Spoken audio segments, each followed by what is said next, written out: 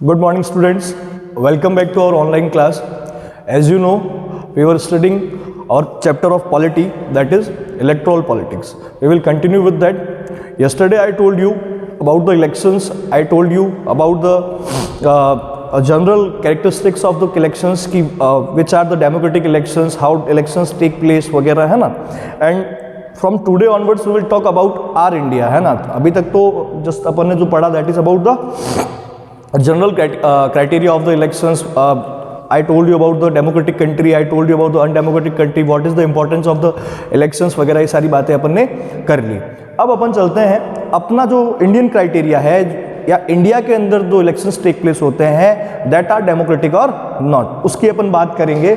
तो सबसे पहले we will talk about the our system of elections. ठीक है, उससे पहले सारी बातें हो गई है. जो जनरल इलेक्शंस होते हैं, what are the basic principles of democratic elections. ठीक है, और what I told you about the non democratic elections also, ये सारी बातें हुई.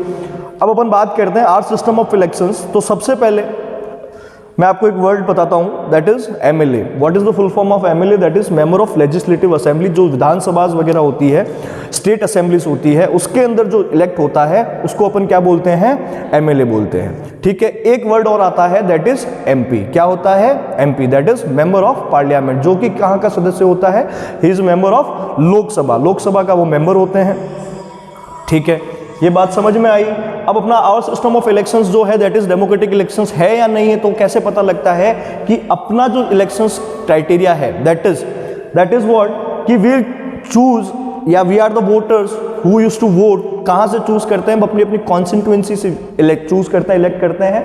And what is constituency? I told you 100 times कि voters in the geographical area who elect a representative to the legislative bodies. अब simple सी बात में अगर मैं बोलूँ तो कॉन्स्टिट्यूएंसीज क्या होती है? एक पर्टिकुलर एरिया से जो वोटर्स अपन वोट करते हैं लेजिस्लेटिव बॉडी के अंदर रिप्रेजेंटेटिव को इलेक्ट करना, दैट इज कॉन्स्टिट्यूएंसी. वो उसको कॉन्स्टिट्यूएंसी बोलते हैं, एक पर्टिकुलर ज्योग्राफिकल एरिया को. चलो, इतनी बात समझ में आई. अब अपन बात करें आवर सिस्टम ऑफ इलेक्शंस. तो सबसे पहले बात करते हैं कि अपना इलेक्शन जो क्राइटेरिया है आर इंडिया का दैट इज डेमोक्रेटिक इलेक्शंस. क्योंकि वी यूज टू चूज, या हमारे पास में क्या है? सबसे पहले we have the right to vote. अपने पास अपन we follow the universal adult franchise. अपने पास में ये भी है कि आर वोट, जो भी अपन वोट देते हैं दैट हैव इक्वल वैल्यू. ये सारी बातें अपन को पता है. अब दूसरी बात, सबसे पहले वी चूज स्टेट असेंबली को अपन चूज करते हैं. जैसे अपन बात करें स्टेट की, राजस्थान की, तो राजस्थान के अंदर अभी जो हाल ही के अंदर क्या है दैट इज कांग्रेस गवर्नमेंट. तो कांग्रेस गवर्नमेंट के पास में नॉर्मली जैसे अगर मैं बात करूं तो कुछ लगभग उनकी सीट्स होती है जहां पे उनके क्या होते हैं? इलेक्शंस होते हैं. जैसे अगर मैं बात करूं स्टेट असेंबलीज की, तो these are chosen at the district levels. District level से इनको क्या किया जाता है? चूज किया जाता है, जो कि क्या बनते हैं? एमएलए बनते हैं, that is member of legislative assemblies. अब बात करते हैं एक जो अपने बुक के अंदर स्टोरी दी हुई थी दैट इज ऑफ हरियाणा. अपन उससे बात करते हैं कि there were total 90 seats in Haryana. कितनी सीट्स थी? 90 सीट्स थी. टोटल कितना था? 90 सीट्स थी. दिस मीन्स कि 90 सीट्स के among 76 seats were won by the Lokdal. किसने जीती?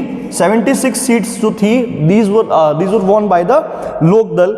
अब लोकदल ने जीती एंड अमंग दिस 76 60 सीट्स जो थी वो किसने जीती? सिर्फ और सिर्फ किसने जीता? लोकदल ने जीता. बट 16 सीट्स इसमें से कौन था? They made the alliance with the other parties. उन्होंने क्या बनाया? उन्होंने अलायंस बनाया अदर पार्टीज के अंदर. क्योंकि वैसे उनके पास में they had the clear majority, उनके पास में क्लियर मेजोरिटी थी, बट फिर भी उन्होंने क्या बनाया? एक अलायंस बनाया. अपन बोलते हैं ना कि दूसरी पार्टी के साथ अपन क्या बनाते हैं? अलायंस बनाते हैं. तो उस टाइप का अलायंस उन्होंने बनाया and they form the government. और अपन ने ये भी देखा था कि लोकदल का जो सीएम थे, कौन थे? लोकदल के जो लीडर थे that is Devilal the. He became the CM of the Haryana. अब ये सारी बात आई तो अपन ने ये देखा कि जो 90 सीट्स थी उसमें से टोटल जो सीट्स थी कितनी जीती? 76. तो these 676 became the MLA of the Haryana. कौन बने? एमएलए बने. कौन बने?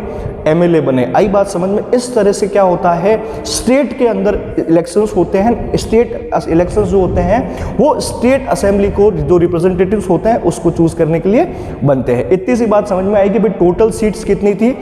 ऐसे ही there are some number of seats that is present in Rajasthan also, उसका उस नंबर पे होता है। फिर उसमें से जो अभी जैसे कांग्रेस है, और आई टोल्ड यू कि टू फॉर्म अ गवर्नमेंट अपन को कितना चाहिए, 50% प्लस 1 क्या चाहिए, 50% प्लस 1 क्या चाहिए अपन को वोटिंग क्राइटेरिया चाहिए कि अगर इतना आता है तो we can make the government. अच्छा, ये तो बात हुई सिर्फ और सिर्फ एमएलए की। क्या हुई?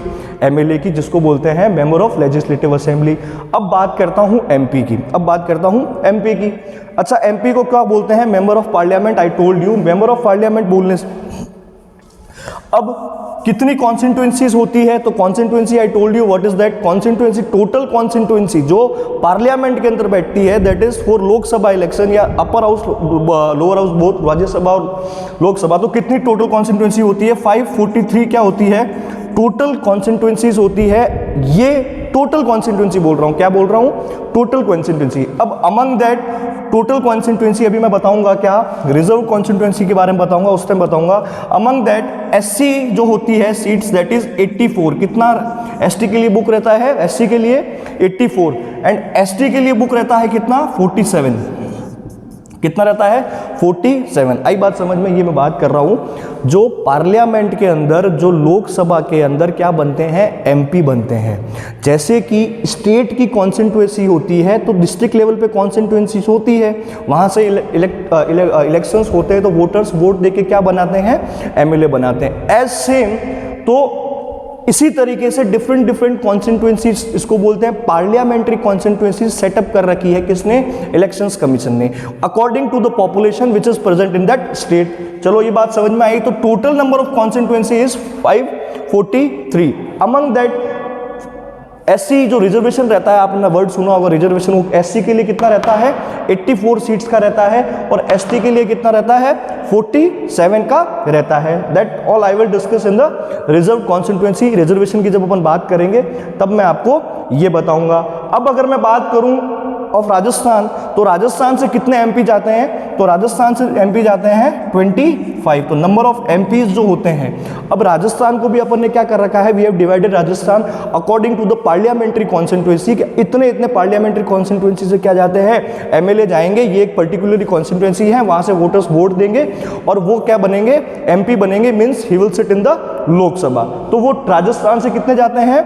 25। सबसे ज्यादा कहां से जाते हैं? तो दैट इज उत्तर प्रदेश, और उत्तर प्रदेश से कितने जाते हैं? 80। कितने जाते हैं? 80। एंड अमंग यूनियन टेरिटरी सबसे ज्यादा कहां से जाते हैं? दिल्ली से। कितने जाते हैं? 7। ये तीन चीज अपन को इंपॉर्टेंट रखनी है कि सबसे ज्यादा पार्लियामेंट्री कॉन्स्टिट्यूएंसीज किसकी है, या लोकसभा या एमपीज कहां से आते हैं, एमपी कहां से बनते हैं? तो that is from Uttar Pradesh, means the number is 80। And the second means second नहीं, अपन बोल सकते हैं कि from Rajasthan the number is 25। And among the 7 union territories, ठीक है, right now the union territories 9, but अभी उसमें से क्या दिल्ली क्या है? दिल्ली से 7 लोग या 7 एमपीज जाते हैं। ये बात तो किसकी आ गई?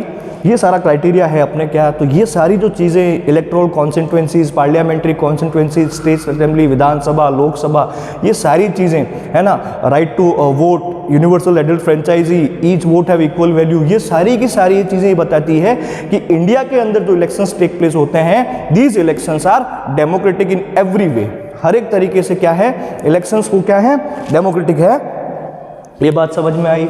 अब अपन बात करते हैं इलेक्टोरल कॉन्स्टिट्यूएंसीज। तो इलेक्टोरल कॉन्स्टिट्यूएंसीज मैं आपको बता चुका हूं, इलेक्टोरल कॉन्स्टिट्यूएंसीज वही जो स्टेट असेंबलीज को चूज करती है और जो पार्लियामेंट्री कहते हैं असेंबलीज को चूज करती हैं, उन्हीं को क्या बोला जाता है? Electoral constituency. इलेक्टोरल कॉन्स्टिट्यूएंसी मतलब कि तो पर्टिकुलर एरिया के अंदर जो इलेक्शंस होते हैं या जो वोटर्स वोट देते हैं, वही क्या होते हैं? इलेक्टोरल कॉन्स्टिट्यूएंसीज होती है। तो इलेक्टोरल कॉन्स्टिट्यूएंसीज को ही क्या है? ये सारी चीजें हैं कि इलेक्टोरल कॉन्स्टिट्यूएंसी के हिसाब से कितनी कॉन्स्टिट्यूएंसीज है? Total number of parliamentary constituencies 543। तो ये इलेक्टोरल कॉन्स्टिट्यूएंसी वाला ही है, क्राइटेरिया है। आई बात समझ में? अब अपन बात करें किसकी? रिजर्वेशन की, या बात करूं रिजर्व कॉन्स्टिट्यूएंसी की। अपन को ये बात सबसे पहले आई टोल्ड यू कि the system of our election, अभी तक जितनी अपन ने बात की थी, I told you about the elections. क्या बोला मैंने आपको? इलेक्शंस के बारे में बताया था। सबसे पहले मैंने बोला था कि why do we need elections. अपन ने बात की थी कि अपन को इलेक्शंस चाहिए ही क्यों। देन आई टोल्ड यू कि व्हाई वी नीड इलेक्शंस, अपन ने वो बात कर ली। फिर अपन ने मैंने आपको एक चीज़ बोली थी कि अगर कंट्री डेमोक्रेटिक है, ठीक है, तो it is necessary and it is mandatory to have election in that country, कि अगर कंट्री डेमोक्रेटिक है और डेमोक्रेसी को फॉलो करती है तो इलेक्शंस होना क्या है वहाँ पे ज़रूरी है।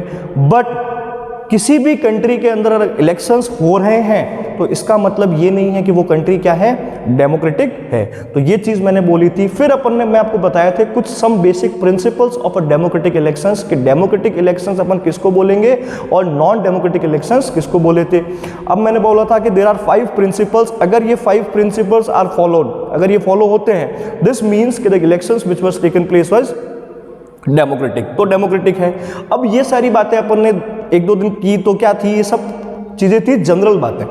अब अपन बात करेंगे पर्टिकुलरली ऑफ इंडिया। तो सबसे पहला मैंने पॉइंट बोला कि जो अपना सिस्टम है इलेक्शंस का, जो अपन एमएलए चूज करते हैं, एमपी चूज करते हैं, that is all what this is the part of a democratic elections. Then I told you कि इंडिया के अंदर क्या है, अबाउ 18 जो है एवरीबडी कैन वोट, अबाउ 18 क्या है, we have right to vote. अब right to vote in India क्या है, 18 के अबाउ दे सकते हैं, बट सारी कंट्रीज के अंदर 18 इज नॉट द एज। हर एक कंट्री क्या करती है, अपना डिफरेंट एज को क्या करती है, कैटेगराइज करती है, उसके according you can vote over there, otherwise you can not. But for India it is 18 years. ये बात समझ में आई। Then we also follow that each vote is equal, have equal value. इसका मतलब ये है कि अगर अंबानी भी वोट देगा तो उसका वोट एक ही होगा, और अपन भी वोट देंगे तो वो क्या होगा, उसके वैल्यू एक ही होगा। तो ये भी it is a principle of what, democratic elections. फिर अपन ने बात की एमएलए एमपी की। फिर अब मैंने आपको बात की इलेक्टोरल कॉन्स्टिट्यूएंसीज। तो India is divided into 543 electoral constituencies for the parliamentary elections और फॉर द लोकसभा। आई बात समझ में। एज पर तो ये एमपी बनते हैं, बट सेम क्राइटेरिया क्या एमपी एमएलए भी चूज किए जाते हैं, and these are chosen for the Vidhan Sabha, जो स्टेट असेंबलीज होती है उसके बारे में। तो ये 543 थे। फिर मैंने आपको रिजर्वेशन के बारे में ही बताया, वो भी मैं बता दूंगा और भी। तो reservation is given basically for 3 caste, और कह सकते हैं 3 क्लासेस। तो सबसे पहले किसके लिए दिया जाता है, एसटी, शेड्यूल कास्टेस के लिए दिया जाता है। फिर दिया जाता है शेड्यूल ट्राइब्स के लिए, and the third one is given for the OBC, किसके लिए जाता है, अदर बैकवर्ड क्लासेस। अब ये जो होता है रिजर्वेशन का क्लासेस होता है। अब जब अपना कॉन्स्टिट्यूशन बन रहा था, ऑन दैट टाइम क्या हुआ कि जो ये क्लासेस थी, आपने सुना होगा कि इंडिया के अंदर अपन ने जो सोसाइटी था that was divided into 4 parts. सबसे ऊपर आते थे ब्राह्मण, उसके बाद में क्षत्रिय, वैश्य, शूद्र वगैरह आते थे। Accordingly they used to do their work, उनका ऑक्यूपेशन अलग अलग होता था। तो कुछ ऐसी जनजातियां थी या कुछ ऐसी कास्ट थी जो कि कह सकते हैं पिछड़ी हुई थी, उनके पास में वो सोर्सेज, वो रिसोर्सेज वगैरह नहीं थे, उनके पास में वो एजुकेशंस की वो चीज़ें नहीं थी। इसी वजह से बी.आर. अम्बेडकर ने पहली बार क्या बोला, अब उससे पहले रिजर्वेशन चलता था, but B R. Ambedkar for the first time officially उन्होंने क्या बोला कि रिजर्वेशन दीजिए। किसको रिजर्वेशन दीजिए, कि शेड्यूल कास्ट और शेड्यूल ट्राइब्स को आप क्या दीजिए, रिजर्वेशन दीजिए, क्योंकि इनके पास में दैट रिसोर्सेज कहते हैं अवेलेबल नहीं है जो कि दूसरी जातियों के पास में है। तो इनको आप क्या करिए, रिजर्वेशन दीजिए। शुरू में तो क्या होता था, reservation was given only in the central assemblies, मतलब सेंट्रल के जो इलेक्शंस होते हैं या सेंट्रल के अंदर जो सीट्स आएगी फॉर द लोकसभा, राज्यसभा, उनके लिए आपको क्या मिलेगा, रिजर्वेशन मिलेगा। जैसा कि मैंने आपको बताया, these are for the Lok Sabha and Rajya Sabha. But धीरे धीरे as the time pass reservation क्या हो गया, एक्सपेंड हो गया, और अब लोकल लेवल पे at the panchayat level also reservation क्या है, दिया जाता है। चलो अब मैं आपको थोड़ा रिजर्वेशन के बारे में बताऊं। तो ये तो रिजर्वेशन की बात आ गई कि भाई रिजर्वेशन क्या है, आपने देख लिया कितना कितना किसको दिया जाता है, 3 दिया जाता है, अदर बैकवर्ड क्लास को भी दिया जाता है। अच्छा, ये सारी बातें हैं। अब मैं आपको बताऊं अगर रिजर्वेशन के बारे में, तो for the first time reservation का ऑफिशियली टॉक किया किसने किया था, बी.आर. अम्बेडकर ने किया था। और मैं शायद क्लास में बता भी चुका हूं कि बी.आर. अम्बेडकर ने पहली बार इसकी बात कहाँ की थी, at the second round table conference. कहाँ हुई थी, दिल्ली के अंदर। दिल्ली के अंदर जब हुआ तो गांधी जी के सामने उन्होंने क्या बोला कि हमको क्या चाहिए, रिजर्वेशन दीजिए। Means they demanded for the separate electrode, कि जितना भी ये शेड्यूल्ड क्लास, टाइम में this class was called depressed class, depressed class का जितना भी क्राइटेरिया रहेगा, दे डिमांडेड फॉर देम कि सेपरेट इलेक्टोरेट होना चाहिए, उनका सब कुछ अलग, वो चुनाव वगैरह इलेक्शंस वगैरह जो भी होंगे वो अलग होंगे।